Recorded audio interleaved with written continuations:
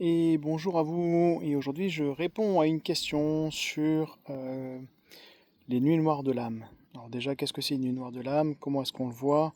Et qu'est-ce que ça a comme conséquence dans notre vie et à quel moment ça intervient? Alors déjà, ça peut arriver à tout le monde, qu'on soit spirituel ou pas. Pour moi, bien sûr, c'est ma vision hein, des choses. C'est différent d'une dépression parce qu'une dépression, c'est quelque chose qui est plutôt lancinant, qui va venir tout doucement dans le temps, qui va s'installer tout doucement petit à petit et qui va faire comme si vous ne le voyiez pas arriver jusqu'au moment où vous êtes au fond du seau. La nuit noire de l'âme, c'est brutal. C'est vraiment brutal et vous êtes perdu. Vous êtes perdu, il y a plus rien qui va. Vous rejetez absolument tout, et tout le monde d'ailleurs. Donc toutes les aides, toutes les mains tendues.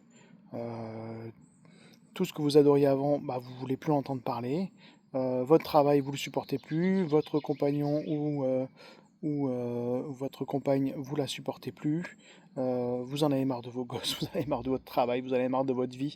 Vous voulez tout mettre à la poubelle. C'est à peu près ça. Donc ça ressemble à peu près à ça. Bien sûr, ça arrive encore plus aux gens qui sont sur le chemin spirituel, sur le chemin de l'éveil.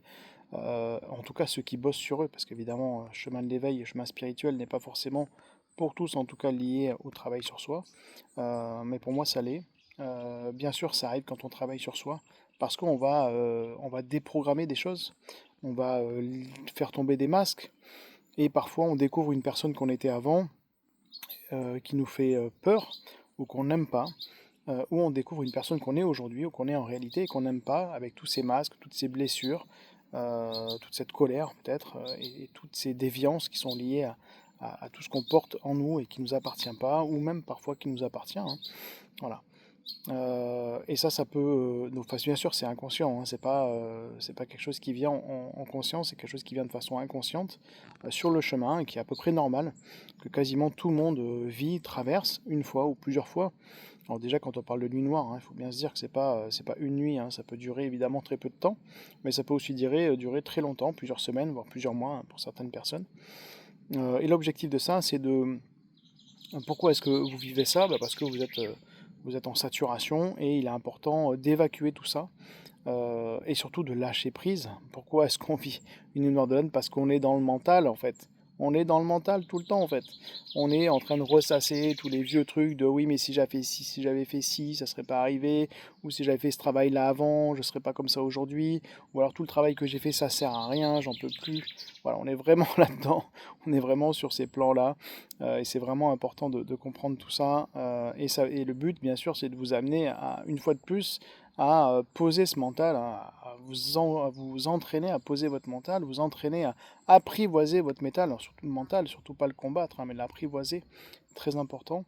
Euh, D'ailleurs, je ferai peut-être une vidéo si ça vous intéresse sur comment apprivoiser son mental, hein.